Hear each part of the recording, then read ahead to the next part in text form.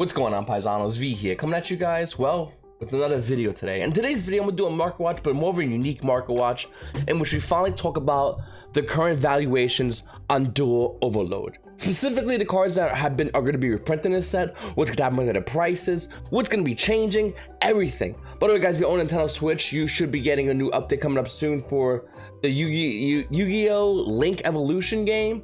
Gonna be pretty awesome, actually. I haven't played this in a while. I'm excited to see the new unlocks. I heard we're getting like 10,000 more cards, so hopefully Konami makes it more of a thing with this game. They add more to this game. Maybe do some online tournaments. It'd be really cool to do that, but once again, it's asking a lot for Konami. Let's get to the current market watch, though. By the way, guys, if you're new to the channel, please make sure to hit the like, subscribe, and comment down below. Comment question of the day: which one card are you excited about? Now, before I begin with the rest of this video, I just want to say, guys, if you're looking to buy cases and cases and cases of Duel Overload and flip it, here's the only way I think you can do it. Okay, if you get the set in early before anyone else, and throw it on pre-order, then you can make a ton of money. Don't think you can get a bunch of Duel Overload after the fact and make money. It's just not going to happen. Please do not do that. If you want to go in on Duel Overload, here's the best way to do it. Straight up. For competitive cards, buy them singles online. Why play the lottery? For cards you want to invest in, buy bulk of those cards online, because they're going to be dirt cheap. You know why? Because everyone's going to be opening Duel Overload. They're going to open a ton out of this set, and there's going to be no value in all the cards for now. And that's the best time to go in and grab these cards when everyone loads 30, 40, 50. I mean, there's going to be walls all over the place. Break a wall down, take it to the side, throw it in a deck box, and that's it. Do not go ahead and buy 5, 6, 7 cases. Think you're going to make a ton of money on release or after release. It's just not going to happen. You might make some quick cash with the cards like Predator Plant, Predator Anaconda, maybe even Crystal Needle Fiber, but that's really it. And to be honest with you, that value is going to quickly go down as the days go on. So once again, guys, if you want to buy into the set, you want to invest, you absolutely can do it. By doing it in sealed, it's just not a smart idea. You're just going to lose your shirt. One of the first cards that's going to be in Duel Overload is going to be Fantastical Dragon Phantasme. Current value in the market has a market price for $45. We're seeing the card on limited about $47. First edition version about $48, $49-ish. That's because this card's starting to see play in Invoke Shadows. It's still a good card, and I do like this card being a reprint in Duel Overload. And Fantastic price point will go down. It might even go down as it nears Master 05, but I think the price can see a resurgence in both versions of the Secret as well as Ultra Rare. I think more specifically the Secret Rare can go up in the future, and then maybe the Ultra Rare a little bit, but I do think this card will come back in value. I think it's gonna go down before it goes up, though. Then we have Infinite Impermanence coming out of Flame of Destruction, Secret Rare, still holding a $60 price point, of course it is. And then you got the Dual Power Ultra Rare with a $40 market price, and the current value of this card is tanking. And I think with Infinite Impermanence coming out of a Duel Overload, we're gonna see the Ultra Rare just tank insanely low in value, and the Secret might go back down. But once again, just like Phantasme, I do think this card can go up. Oh, something I really want to say real quickly. Every dual opening video you saw by the other YouTubers, they're missing a couple of cards. Let me break that down for you. Let me explain to you what that means. I think 1 or 2 cards might be a card that's actually missing. 3 cards out of 20 boxes? 3 cards out of 20 boxes? Let me explain something like this. There's one of those cards I'm going to predict is banned. And Konami does not, every time a Yu-Gi-Oh player pulled it, or probably grabbed it, or probably have an opportunity to get it, or Konami just made sure they didn't get it. One of those cards is probably a banned card. That's my prediction. I could be wrong, but it could be like a Max C, or a Vane's Emptiness, or a Harpy's Feather Duster as an Ultra Rare reprint. And Konami's like, dude, I don't want the Yu-Gi-Oh players to see this. Put it to the side. I think that's what's happening. Once again, I think there's about 3 cards that we didn't see in any of those videos. One of them, I believe, is Sign-Up Mining, but there's 2 unknowns 100% from this set. So it says not fully leaked yet, but majority has been. Anyway, going back to the rest of it, we see Salamangreat Almirage getting a reprint. This is actually pretty crazy. This card came out recently in Bowser Legends Heroes Revenge with a $30 market price, and the current value in the market is $20. This card is going to tank in value, which is great, seeing the fact that it's already lost what, like a ton of value. And hopefully this card will go down, because I personally would like to own a Secret Rare. I'm currently borrowing one from a good buddy of mine's, but it really would be awesome to see this card go down in value. So you can players that want the high rarity can have access to that. You can players that want the ultra rare rarity can also have access to it. So it kind of evens out for the super high end competitive collectors, as well as the players that just want to grab the card. The Last Warrior from Another Planet is another reprint in this set. Last Warrior from Another Planet coming in originally at a Labyrinth of Nightmare with a $30 to a $34 price point. Higher than $30 market price for the ultra rare. And then you got the Dark Beginning 2 super rare. I think the Dark Beginning 2 version is going to be the money version. I think the ultra rare is going to tank. Well, not tank heavily, but definitely go down in value. But I think the DB2, since there's only 3 price listings as far as like near mint and light played, I think this would be the money one. I mean, look at the current value in the market. 25. Next listing, 30. Next listing, 34. I do think Last Warrior from Another Planet ultra rare first editions might hold value as a collector's card. So that might be something, but for the unlimited copies, that will go down in value. Then we have Golden Castle of Stromberg. This card's a $15 market price. The value in the market is already like 12 to 13 bucks. I do think this card's going to continue to tank down in value. I think with the ultra rare print things, Yu-Gi-Oh players that want to play this card can have either or, but the value is going to be so low, I don't think it's really worth it. Also, I just want to say, in no part of this video am I mentioning Cubics or Malefics. No offense to the Cubic Malefic player or the 2 or 3 Cubic Malefic players and 1 Cubic player, but I really don't think there's a lot of, like, I think it's more fillers. So what we're seeing is we get Yu-Gi-Oh players that are cracking open Duel Overload. Majority of them do not care about Cubics. Majority of them don't care about Malefics. But Konami knows that, but they got some fillers in, so you're gonna be pulling some Malefics, and you're gonna be pulling some Cubics. Yeah, we did it. And then, of course, maybe 1 or 2 cards that you actually want. So looking at, once again, Duel Overload, I think that's what's going to be happening. We're going to be seeing a lot of those cards being pulled. I'm not mentioning the video. I don't think nobody really cares. Though I will say to the Cubic players, Malefic players, sure, there you go. You got stuff. Your stuff is our filler. Up next, guys, we have Sororis, the Ancient and Ascend. This card I haven't seen play in a while. You used to see play with Burning Abyss, I believe it was. Looking at it right now, a secret rare originally at Invasion Vengeance. The current market price is about $9. The market's already being impacted, by the way, as I'm making this video. Late play unlimited is about $6. Next one is about $8, and first edition is roughly around $8 to $9 as well. Then we have Secret 6 Samurai Fuma coming at Spirit Warriors. This is one of the money 6 Samurai cards. Market price has this roughly around $6.50. We're seeing around $6 to $7 for Fuma, sure. Once again, this is all like sub deck core stuff. It's not really nothing that's main competitive, but if you want to finish your deck core, you have access to now Fuma, which will help you do that, which is great. I mean, it gets rid of those high expensive deck cores that you realistically Yu-Gi-Oh players aren't playing with as much. But now Yu-Gi-Oh players can take a second look if they want to play casual and play something like 6 Samurais and not drop 20 bucks for a place at a Fuma. Then you also have Witchcraft of Creation, another huge card, and I really wish Konami does this more. I really wish we see more of these kind of like not main set but subset kind of value, and we see cards like Witchcraft of Creation not being a $25 card. Currently in the market price is roughly around $22. We also see Madame Vere being around a $14 market price card. The current value in the market is about $13. I want to see more of these cards come out and be more accessible for everybody. These aren't meta competitive cards. I'm dropping meta competitive money on my meta competitive deck, but when you get a deck that's casual, there's no reason why a player should be dropping, especially a casual player, should be dropping $75 on creations, turning around and then dropping another 30, 40, 50 bucks on Madame Vere for a casual deck. It absolutely makes no sense, and it's really annoying when Konami does do this. You players that do crack open Madame Vere and creation normally just thrown on the market or thrown in a trade binder, and that's why these cards maintain a high price point, besides the fact that they're just being short printed. So it is cool to see it get a reprint. Hopefully moving forward, Konami just goes, okay, this deck core is going to be casual. Let's just make it easier for the casual players, because competitive players are the ones throwing the big dough on the market. There are some casual players that might throw big dough, and you can suck in them with like Dragon Maids, and they'll throw the money for Dragon Maidens. But for the most part, with Witchcrafters, Yu-Gi-Oh players didn't bite, and the market just got thrown up with this card. Nobody really cared about it, and you didn't see many deck cores, which kind of sucked, because I kind of wanted to build this deck, and now personally I can have access to build this deck and do a video for you guys on YouTube, showing you guys, hey, here's a deck I built, and then break the bank doing it, because why would I? It makes no sense. Then we have Swafar getting a reprint as well. The common's still roughly around $2 to $3, and the Ultimate Rare at an OTS 1 Pack 3 with a $96 market price is still holding $110. I think the Ultimate Rare price point might drop down a little bit. The common definitely is going to be going down with the Ultra release of Swafar finally coming out after, I don't know, years. Literally years. Star Overdrive came out a long time ago. I don't know how long, but I do know, I think my first son was about not born yet, and he's 8 right now. So it's kind of crazy to see this card just finally get a reprint after so long. Yes, it got an ultimate rare reprint, but you know, it's $110 Konami. For real though. Then we have Magical Musketeer Caspar with a $15 market price. The current value in the market is about $12 to $13. This price is going to tank, as well as Magical Musketeer Starfire with a $12 market price.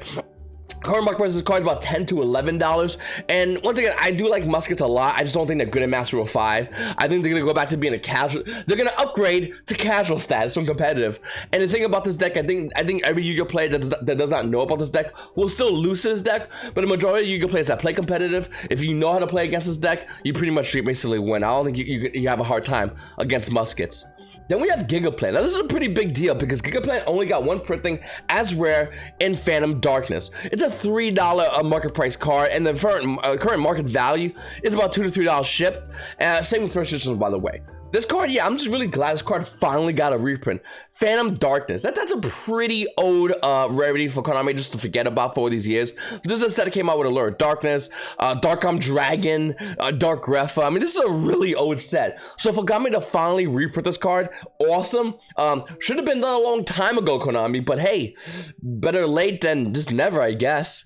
Then we have Scrap Orthros, another card that recently started going up in value with scrap variants of like Orcus, which isn't seeing much play, but still a thing right now, I guess. Look at Scrap Orthros with a $15 market price. Unlimited copies is about 10 currently in the market. And if you want a first edition version, you're still paying at least $14 for Scrap Orthros. I do think this card is going to be going down a little bit in value. I don't know if it'll ever come back up. The only time that card is really good recently was in like Scrap Orthros, and even then it was more of a tech card, not like a, oh, you need 3 Scrap Orthros. I'm Scrap Orcus. You need 3 Scrap Orthros in your Scrap Orcus. It just wasn't a thing. So I do think the value of this card being 10 is even a lot. I think the value is not going to be coming back up.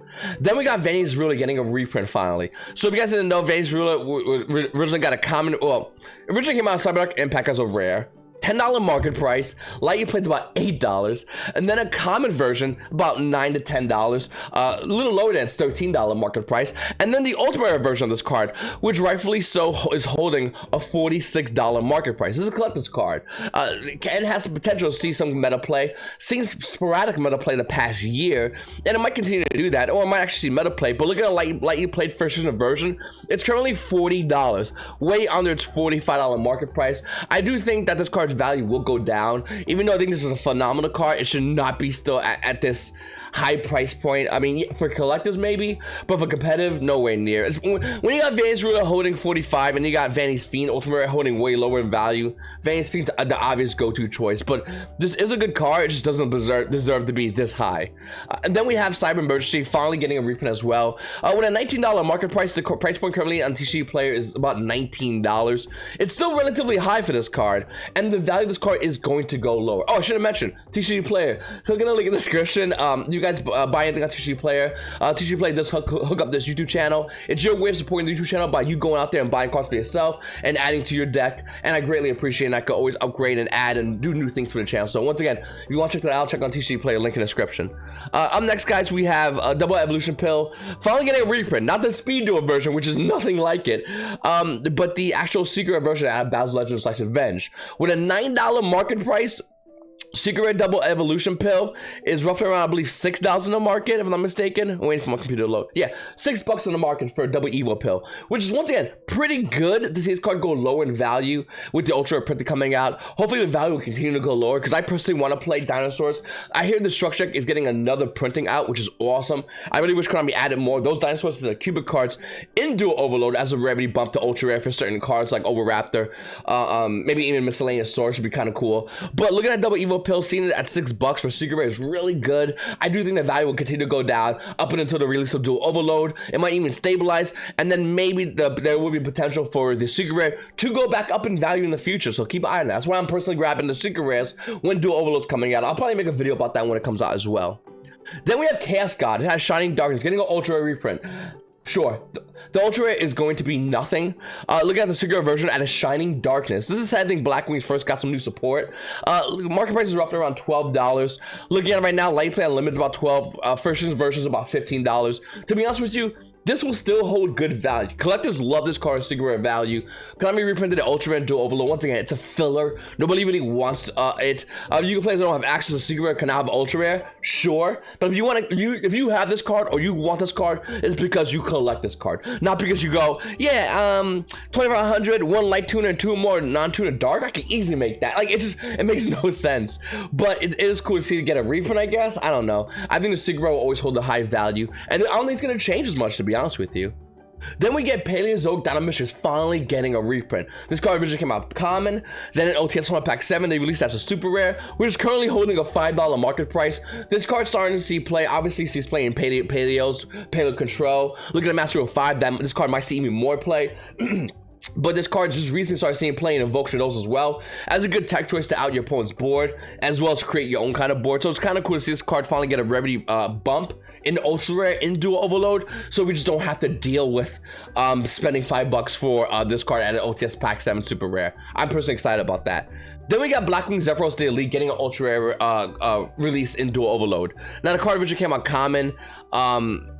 In Battle Pack 2 What a God. I mean, everything's about 13 cents. You really get to the value when you get to Starfall Rare, which is like $2 at a Battle Pack Epic Dawn. But the real version, the real value, I should really say, is going to be coming out of Duels Pack 11 Crow, the first release of Blackwing Zephyros Elite. The current market price is roughly around $21 for this card, and we're seeing it roughly around $19. Now, I don't really know what's going to happen with this, because this is a Duels Pack card. Basically, the price is the Legendary Duels, I think. And looking at Duels Pack 11 Crow, I think this will still hold some decent value, depending on how we get the Zephyros the Elite coming out of Duel Overload. Is it going to be the good ultra rare rarity? A lot of YouTubers that filmed the videos didn't really. I really wish the other content creators brought a card from Duel Saga and then showed it next to Duel Overload to see if it's the same kind of ultra rare rarity, because it's a very unique ultra rare rarity when compared to other Yu-Gi-Oh, even core sets or even subsets like the Legendary Duel sets, their ultra rarity compared to Duel Saga ultra rare rarity, which is much more stronger, much more nicer, much more pronounced. It looks like actual laying of clear coating of foil, which definitely protects the card more. And once again, I really wish those Yu-Gi-Oh players that did go to that Yu-Gi-Oh day event, whatever it is, go ahead and grab us. Hey, let me grab my Duel Saga card, tour guide, and boom, boom. And look, guys, it's the same ultra rare. It would have been a pretty significant showing to the viewer base, but then again, I guess Konami can only tell you what to do, and you can only tell you how to,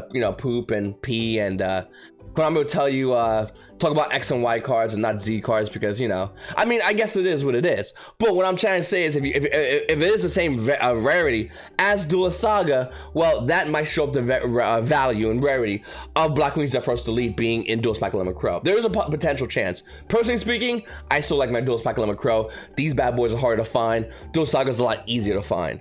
Then we have Madolche reprints. So I just grabbed Madolche Angeli here. I just grabbed a bunch of Madolche cards, to be honest with you. I know we're getting Police Chaka out of mode. I know we're seeing Madolche Magellan, but Konami's missing the beat yet again. Someone Konami was like, Madolches, we'll put 2 in there. It's like, no, Konami, no, you're totally missing it. I mean, don't get me wrong. I'm excited to see Madolche putting Chaka out of mode with a $41 market price, still go down to $30, which is still insanely high. I'm glad to see Madolche Magellan being $25, but realistically, it's about $20, $22 in the market. I'm totally glad to see that. But you still missed the... How do you miss the beat, but still fire at the target? Like, how do you do that, Konami? Like, have you forgotten Madolche Angeli? Still on the market with a $17 market price. It's about $20. Fun fact, this card's going up. Looking at Madolche Angeli at a Primal Origins with a $16 market price. Fun fact, it's 22. That's still too low. It's gonna go up. Then you got Ultimate Red Pudding Sis, which went down a little bit in value. It's currently, I'm sorry. It didn't go down in value.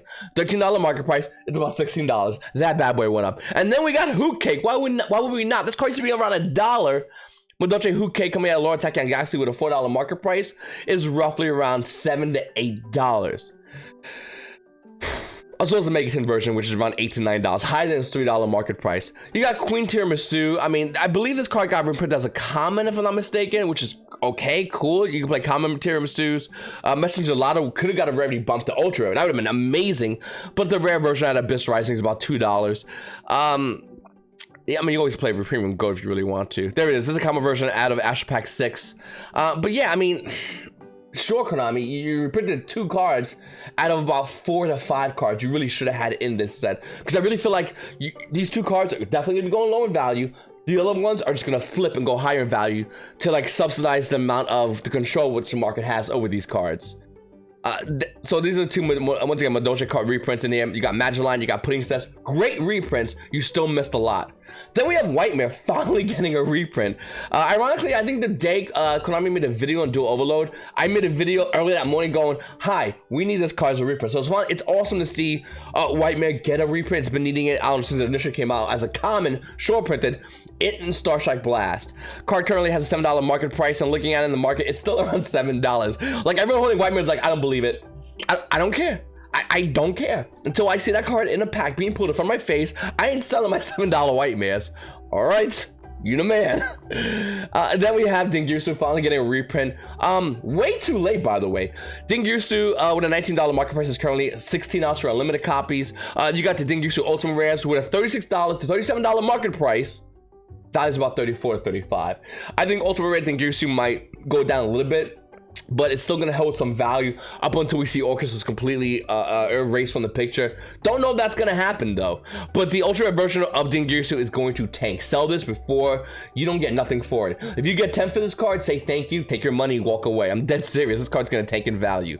We also seen Cyframe Lord Omega get a reprint in Duel Overload, which makes sense if you really think about it. I mean, right near Master Rule 5, in which this card was dominating before in Master Rule 3, before they chose to go to Master Rule 4, Cyframe Lord Omega getting reprint is awesome, even though it is not really needed. I mean, yeah, you got the High Speed Riders version, which has $11 market price, which is still $11 to $13, sure. And then you got the Battles of Legends Secret Red, the reprinted version, with a $9 market price, going down to about $7 to $8. Okay, but these are secret rare printings, and the reason that's ultra rare, I guess it's Konami's way of going, hey, Yu-Gi-Oh players that didn't play during Battles of Legends, newer Yu-Gi-Oh players that are competitive, here's what we're gonna do for you. We're gonna give you access to Cypher Lord Omega at an easier price point for you guys. And we're holding secret rares are higher, well, these will probably maintain a high price point. To be honest with you, I cannot see these cards going down too much. Then we have Daigusa Emerald getting a reprint. Yep, nothing says reprint like a card that was currently taken off the ban list to limited and still not see play. That's what I'm saying, boys. Look at Daigusa Emerald, those Tournament 7s unchanged. In fact, the market price is $27. The value of DT7 Daigusa Emerald is $34. Anyone holding DT version of this card's like, I don't care. I don't care. No, it's getting ultra rare reprint. It means nothing to me. The only way this version, DT7 Daigusa Emerald, can go down in value, if, besides the fact that it's not seeing play and still holding value, which is hilarious, but if Konami releases like a prismatic secret rare, or an ultimate rare, and that's where we'll see this card value for DT7 go down in value. Up until that point, you can play this holding this version are not changing. They're not gonna get rid of this, obviously. You got the secret coming out, Hidden Arsenal 7 still being on $10 to 11. That value, I'm sorry, 11 to 13. This value will go down, not substantially, but definitely will go down. And then you got the Shadow Forward version being around 5 to 6. This value probably will tank, to be honest with you. And then we have Silent Mining, the card that was talked about as a short print, of course it is, in Duel Overload. Now, the only players that are really upset about this is Salamander Great and Marine Sets players. Hopefully, enough of this set, Duel Overload, is open that we can see Silent Mining go down substantially in value and see the ultra rares being put on the market substantially lower in value. I don't know. But looking at Silent Mining at Dark Nail Stone with a $25 market price, unlimited copies are about $22, and then we get the first editions, they're about $23 to $24. To be honest with you, I personally want to play Marine Sets, and I would love to have access to Silent Mining, but I'm not paying $23, and you shouldn't be paying $20 for Silent Mining Secret Rare. This should not be happening. The secret version of Silent Mining, realistically speaking, after Duel Overload has been vomited onto the market, because I'm telling you, a lot of walls gonna be thrown into this market. After it's just thrown up onto the market, we will see his card probably settle roughly around $15. That's a safe number. Ultra versions will probably hit about 8 to 9, and then we'll see how many is gonna be opened up, how many is gonna be thrown into the market, how much is the market gonna change with Silent Mining. But until that happens, that's the value of this card, and I do think this card will still maintain a high value because it's short printed, allegedly. Once again, allegedly. And if that is the case, you can play wanting to play Marine Sets, or you can play that never got a chance to play Salamander Great, even though it's been hit again and again and again, will not really have the access to play it because this card will still maintain a relatively high value. Do I think it should be a high value? It should be a decent value. I mean, it's basically Rhoda, which is pretty good. Salamander is decent, 1.5. Marines is tier 2, but it shouldn't be nowhere near where it currently is in the market right now, and it should be a lot lower than even $15 for the secret rare. The ultra rare, in my opinion, should have been 4. The secret rare should have been like 8. That's the exact value I would have liked to get to see this card at, and personally speaking, I probably would have grabbed this card myself at. And hopefully you guys out there holding Silent Mining would agree with me on this, because this card should not be worth this much money. Then again, if you're holding Silent Mining, you want it to be like $1,000, because why would you not? But looking at the card, I do think this is still a great card. I think even in Master Duel 5, this card's gonna be good. You always have to keep an eye out for Cyberus monsters, which is kind of cool. But I really don't think that Konami making this card short printed was the right call. We also look at Predator Avert Anaconda. That card's kind of hard to get, but not really. Crystal Need Fiber doesn't look too hard to get. If those should have been realistically the short printed cards. Then again, nobody wants short printed cards at all, and I don't blame you guys, because who wants to go, yeah, I can't wait to get this case and pull one of the cards I really need in the case. I can't wait to do that. I mean, that makes sense, right? No, it does not. So, once again, looking at Duel Overload, I think it is a pretty decent set, but this set, if you're buying sealed product to look into invest in, you are gonna lose so much money. And I cannot wait to see some guys out there going, I spent $10,000 on Duel Overload. All right, time to neg, I guess. Because if you were really smart, you wouldn't spend your money on sealed product. You're just spending your money on sealed product for the ability to crack open that product to show on camera. You're not really, I mean, and to be honest with you, hold on a second. Let me just add a little disclaimer. I might pick up a case to open on camera for funsies, but if I'm gonna invest on Duel Overload, I'm not gonna buy $10,000 of sealed. That's just stupid. That's just bad investing. That's poor investing. It's like saying, I bought this company. I think it'll do good. No, it will not. How about you put stock in other companies that have potential? That's the way to do it. If you have a lot of money thrown into this set, don't buy into the set sealed unless you want to open a pack set and have a couple of giggles. You buy into the set for singles. That's where it is. That's my problem with everybody out there. It's like, I bought $300 sealed pack challenge. All right, dumbass challenge. You're gonna lose money. Like, that's what you're gonna do. Have fun just being an idiot and losing money. I'm gonna spend $500 sealed pack challenge. Let's go, boys. All right. No, that's just stupid. I'd rather take $500 and invest it into the market, invest it into the game, buy cards I think will have potential to go up in value, and not buy cards that are just being uploaded and being cracked all over the place. Those are not the good cards. Buy the cards that have future potential, mid-range, short, and long-term investments, rather than just buy random sealed product going, hopefully I get a lot of good cards to make money on. It's just really dumb, really unintelligent, and I don't think those kind of people out there just have an exactly understanding of what real investment is. It's just buy fun that I do good. Those are fun videos to do, don't get me wrong, but if you think you're gonna do that and you can turn around and go, I invest, no you don't. You really don't though. Anyway guys, that's my opinion on that one. I really appreciate you guys watching my videos. Please, paisanos, make sure to subscribe, hit the like button, comment down below, and it's your boy V, and you paisanos have a great day.